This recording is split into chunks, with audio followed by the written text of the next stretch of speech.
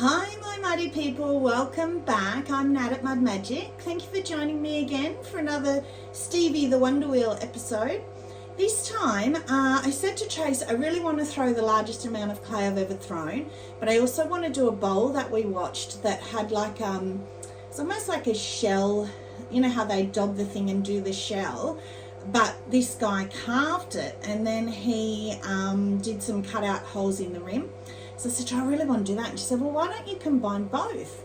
So I am. So thanks, Trace. Now I'm trying. So this is about 5 kilos of clay, the biggest I've ever thrown, which is about 11 pounds. I think it's 11 pounds. So it's a lot of clay. So I have tried to center it. As I've said to you before, it's not fun watching me center. But when I tried to center it, it volcanoed down in the middle. And so I tried to bring it back in. It was going out. So I decided I'm just going to go with it. That can be the start of my going down and pulling out. So I don't know what's going to happen. I wanted to do the biggest bowl or the widest bowl that my kiln would take, which is about 30 centimeters without kiln props, so on the top shelf. So we shall see. There's old hairs on this. Well, I mold like crazy. So I went and saw Trace the other day, a couple of days ago, and yeah, she's not doing too well. She's got a few tests and stuff coming up this week, so hopefully that will give her some answers and she will be back with us soon. So hopefully this gives you something to watch and something to do, Trace, because it's your fault. So I'm just going to get into it. I don't know, I'm a bit scared. So I've sort of gone halfway down it, and you can see, but it's only that far down. So I'm just going to go with it. It's not greatly centered. I kind of gave up in the end, but it's just so hard with these big amounts of clay. I need one of those strong arm things. But I'll just go for it and see what happens, pretty much. And just with the big ones, you kind of just have to go with the flow. Might end up being a vase. I don't know. You have to really keep your walls in on the big ones and really compress it down a lot. I had to add a lot of water while I was centering or attempting to center it, so it's a bit soft. So what the other thing you can do, and what I might have to do, is you can, if it's too soft as you're throwing it, you can just leave it on the wheel and let it firm up a bit. So this might end up being a 2-part video because, you know, I can't edit. So we'll just see how it goes. Yeah, just compress the base a bit. If you want to see centering, not that it's that exciting, but my last throwing video that went for nearly 2 hours, throwing lots of different sizes and shapes, and my lotus bowl, if you like my lotus bowl shape, I do that. Chip and dip, all that sort of thing. I might use my sponge. This is a lot of clay.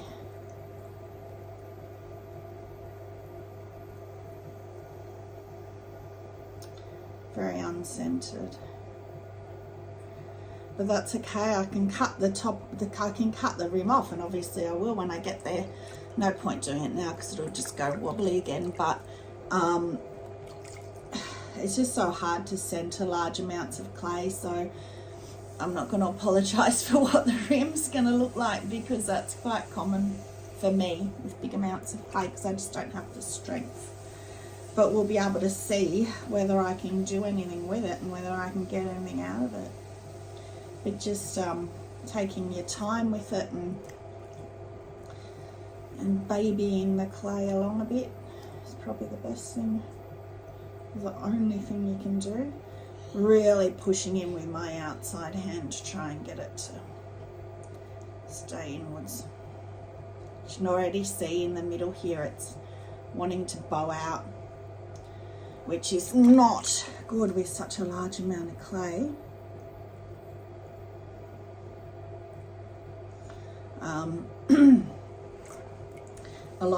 I've seen a lot of potters with the collaring back in,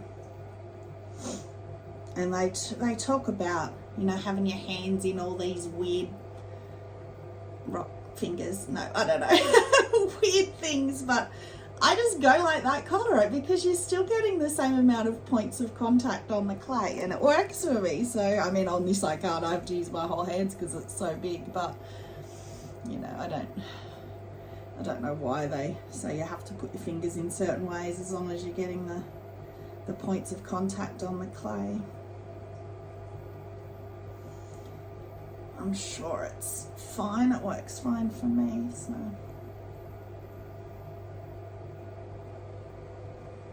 As I said in my last video, I'm not going to rush this, and I don't edit, so if you want to fast forward anything that's boring and time consuming, go for it.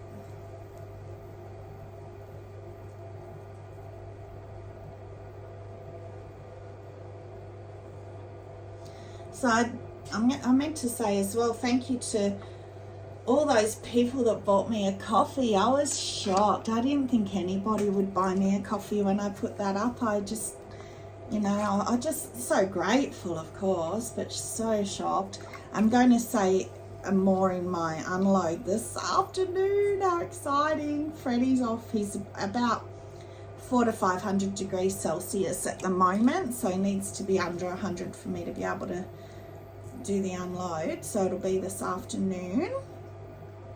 And I will do my thank yous then, because I think it's better on a kiln unload, but also I don't have my book here, so I know I can remember some of them, so I don't want to forget people off and leave people off. But very, very, very, very, very, very grateful. So, you know, if you get any hints or tips, or you get a laugh with me and Trace, or you get any glaze combos, you know, I would love it. Every bit helps to buy glazes, and helps both of us, because, you know, Trace uses a lot of my I shouldn't say my, she buys it as well. She, you know, we share, but she glazes up here because Freddie's up here, so she uses, you know, we both use all the glazes and stuff, so it helps both of us, and it will make sure that money goes back into Mud Magic, so you will know that anything goes back into these productions and helps us immensely. So thank you so much. It's definitely an expensive hobby, that's for sure.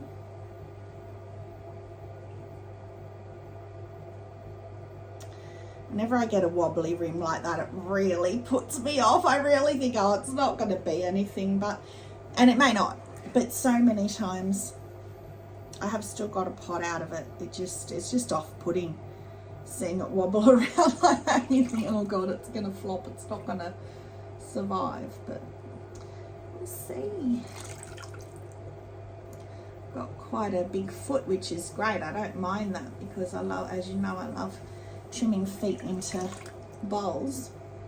The only problem is, or the only shame is, that then your walls obviously are not as high as they could be. So. But that's okay, as I always say as well, I prefer to throw when I can let them be what they want to be, more sort of shape-wise, I guess. As I said in my last video, this is not going to be a mug. So it's going to at least be a vase or a bowl or something like that.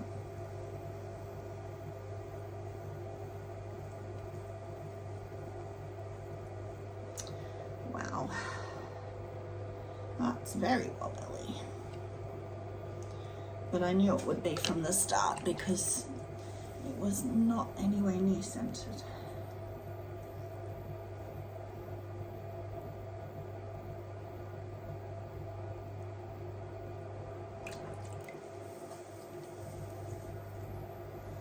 So sometimes you have to really be forceful with your collaring, because it just doesn't want to behave.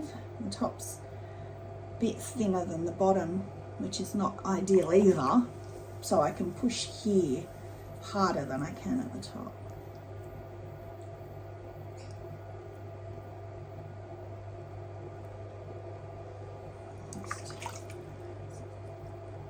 bit of bumpiness inside. Try and smooth that out.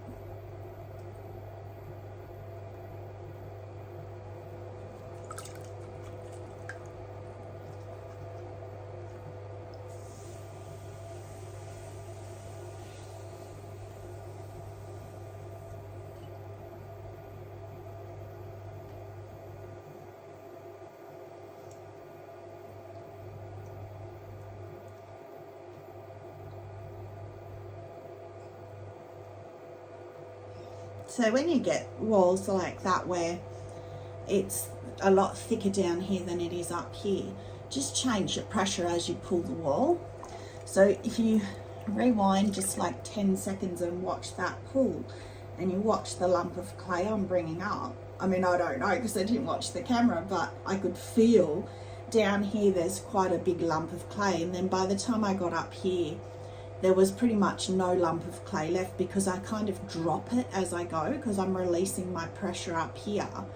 So you're pulling all this up, pulling, and then you just release your pressure, and it drops it into the top thinner part of the wall in the hopes of thickening the wall, if that makes sense. And obviously you can do that on any size pot. You can do that on little mugs and bowls and stuff as well. So if you're just starting out, just practice. If you get a pot where you feel, the best thing you can do is just feel, and that's why I like doing this collaring as well, because I'm using a sponge. You can't feel as much what your clay's doing, so if you then run your hands over like that, you can really feel your walls, feel your thickness, where it starts to thin, and you know where you gotta dump deposit your clay, whatever the word is. So yeah, I'm a bit scared with this amount of clay that it's going to start really bowing out, especially with the more water I put on it, which is trying not to, but it's a hard balancing act. You need water because you need it to slip, but you don't want too much water.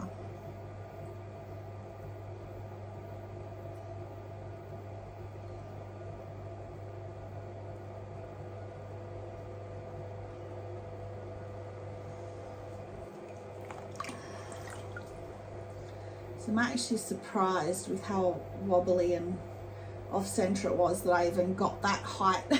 It's just not that high at all because I've got a wide base on it, but it's better than I thought. I thought I wasn't even going to get it that far, so that's good. So you can also try, and I don't know if I'll try it on this because it's pretty unstable, but if you do have a big base like this and you don't want such a big base, you can actually collar the actual base itself in as well. So it's very dry as well, but bowing out down there.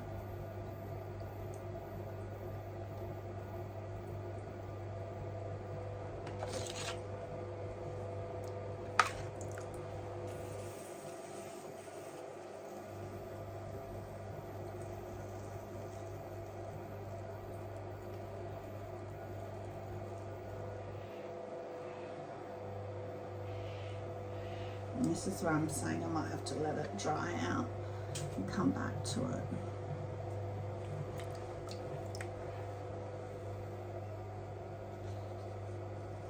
I actually was watching this guy, Trey showed me this video where he had a bowl like this and he brought it back in and it was amazing.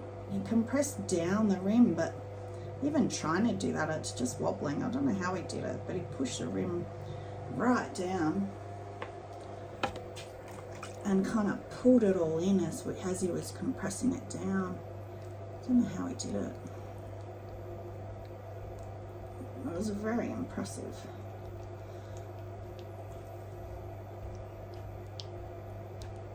And got it much more stable by doing it.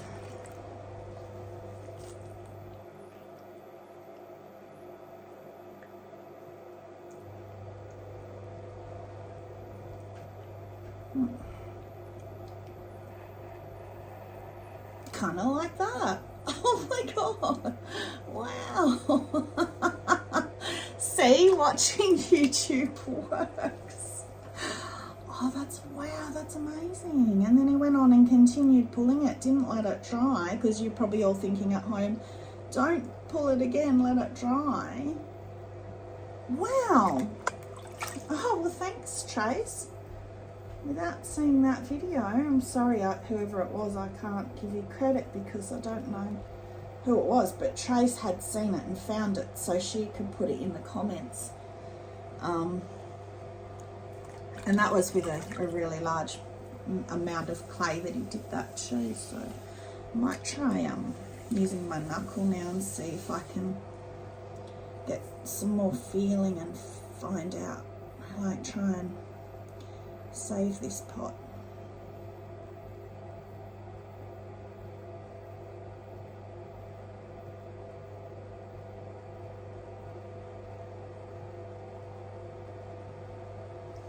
It's very bobbly wall now because I did that. Oh, that was impressive. I pressed myself. This is what I mean. If you see things on YouTube, just try them. You shock yourself. Like, really, I can't believe I just did that. Wow. Oh, I hope this makes YouTube now because I liked that.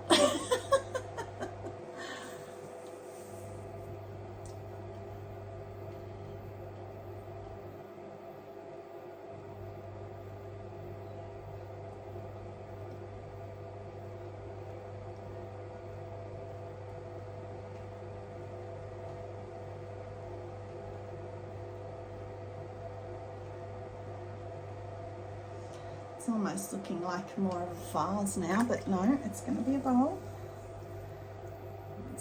That's a Tracy thing, turning everything into a vase.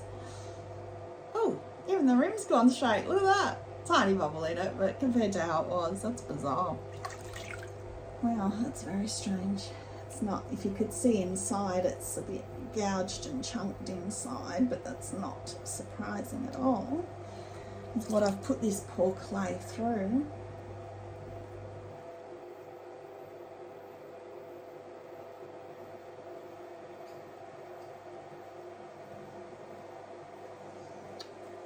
Wow.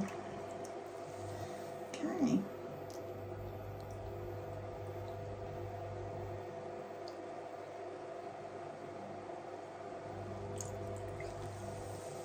Now I can almost pull that base in. Not that I want to pull it in a lot because I still want it to be a bowl. Let's see if I can get some of that clay up.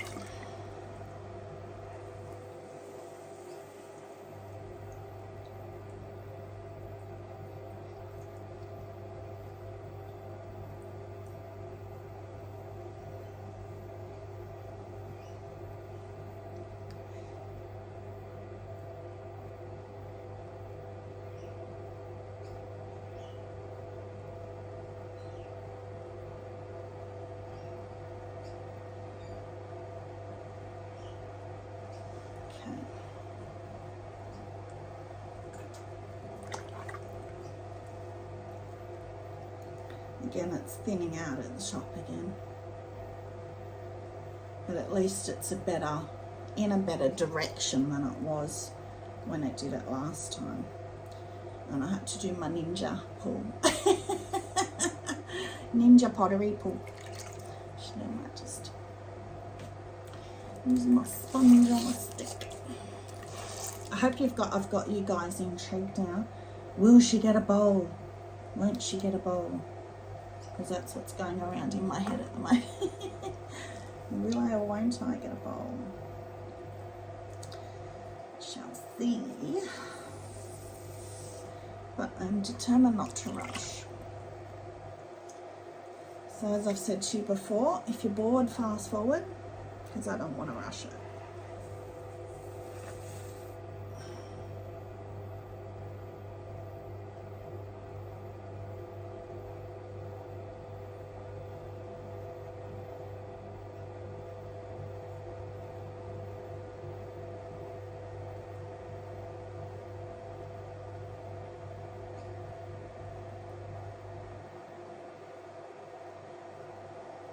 So again, by the top I had not much clay left there because I was trying to deposit it. You can see where it went thin there. I could feel that, those thin spots happen as I did that pull.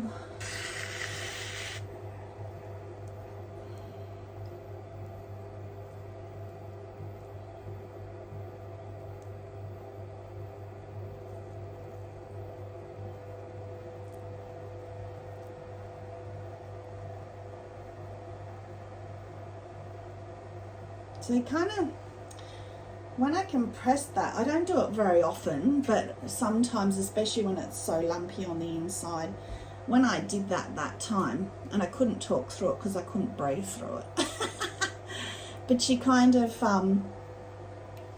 as you're compressing, I was pushing quite hard. With my inside hand, I had my fingers under and I was pulling up the lumpy bits of clay on the inside, so I was still kind of doing a pull and then depositing, so I wasn't pulling when I got to the top here because I was depositing the clay on the wall on the, near the top. But from the bottom to about halfway up was quite lumpy, so I was kind of pulling that clay up, which is why it's gone a bit wobbly as well, but that's okay. It's been wobbly from the beginning, so I don't care. So we've lost the rim again, but that's fine. I'll cut it off. Don't care. At this point with this pot, I do not care. I have to think about making it a bowl soon because I'm putting too much water on it. Stressing it too much, and if the walls and the base are too thick still, I can get it at trimming. So I would rather keep pulling and not waste the clay, but sometimes you just have to know where your clay, when your clay is getting too wet and too stressed because you've played with it too much, and then just give up and know that you just got to get it at trimming.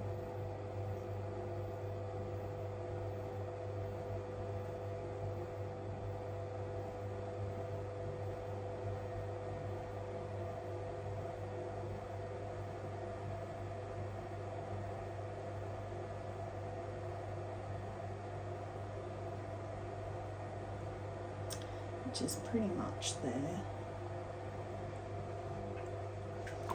So yeah, I don't know if I'm going to get as big a bowl as I wanted out of it, but if I get a bowl, after the journey we've just been on, I really didn't think this was going to become a video, and it still may not, but when I try and bowl it, but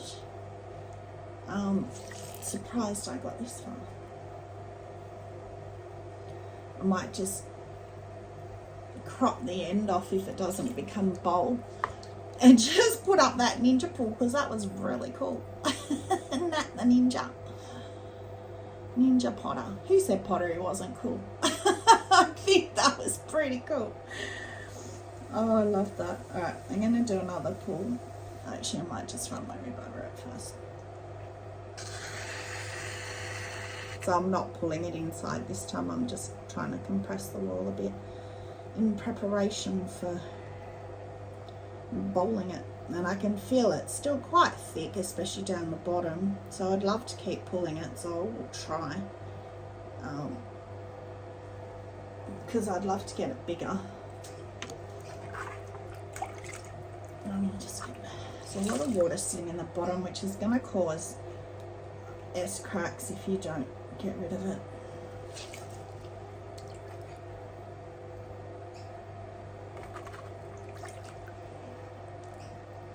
So you put your, I don't think I've ever said that. It's always squeeze, obviously, water with a sponge, but if you put your finger, one on the inside, one on the outside, the water tends to track down your fingers, so it goes down the walls. So, it's one of those things I've always done. Don't say it because I figure everyone else does, but maybe people don't think about it, you know. All of a sudden you watch a YouTube video and go, oh, is that why they do it? Like the other day, I still have problems with my handles cracking, not where they attach. Touch would never had a problem there, but where they circle, where they bend over in that top corner, that's where they crack every time. And I watched a Heath and Lynn handle thing, and he said when he throws handles, he first hangs them upside down, like backwards. So he shapes them a little bit as a handle, not greatly, just a little bit, but backwards, the wrong way to how he's going to end up doing it when he attaches it to the mug. And then leaves it to set up for an hour or two, so that it's, you know, at handle ready phase, but still obviously very pliable. Gets it and twists it back around the other way. So it's kind of dried some of the water out the wrong way, then he twists it back the right way and attaches it onto the mug. And apparently that resolves that issue. So it was like one of those YouTube light bulb moments after 3 years of watching YouTube and not being able to find an answer, because everybody with cracking handles talks about where they attach to the mug. Well, I've never had a problem with that. It's always been that corner edge of the handle. So alright, I'm going to go for it now. I'm going to try and bowl it, which I'm a bit scared about, but we shall see. See what shape you want to be. I have it, I kind of want it to be bold but more sharp, more straight edged as well. That was the shape that this guy did with this shell and the carving, but I think at this point I'm just going to accept whatever it wants to be. Oh, I should cut that rim off first. I mean, that's better for cutting the rim off anyway, so it's straighter. So that's alright. So just make sure my fingers can run through it while I cut it off. Slow it down.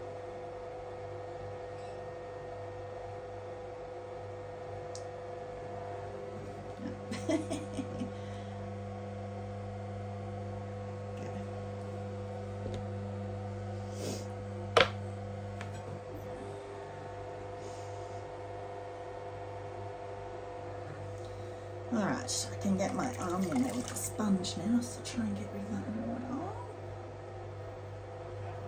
That's better. Okay. So now it's a toss-up between whether I want to use my hand to bowl it or whether I want to use my black rib, my straight black rib, which is what I often use to get that V shape. But the bowl I'm going for, it's kind of like a V shape, but he started it being like it was bowl shaped in the bottom here. And then it went out to more of a V shape, so I might just try and see what I can get.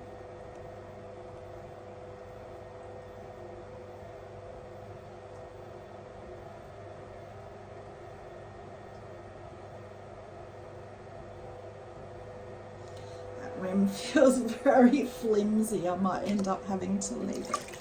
Let's see. Yeah, I think I might use this. Because when you use a rib, obviously, it kind of like compresses the clay because you're pushing it against a rib. Compresses the walls and it kind of helps it not flop.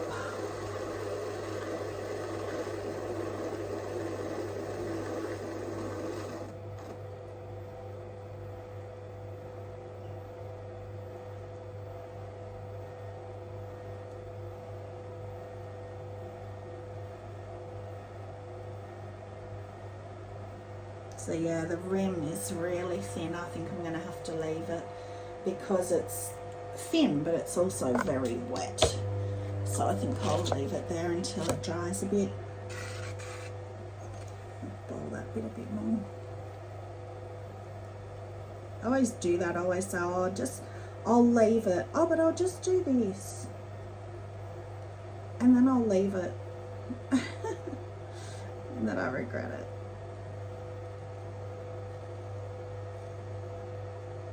So yeah, I'm going to leave that now. That is, and you can see that rim's obviously gone way out of shape again doing that. So you can always trim that off with a needle tool as well. even at a bowl shape. And if you've got it really bowled out, which is where I'm hoping to get it, you can put the needle tool on the inside and run it around and still get that wobbly rim off. But I'm not worried about that because it's just amazing I got it this far. So that is it. I'm going to stop there. I'm going to let it dry up for maybe about an hour just to get that moisture out of that rim in particular.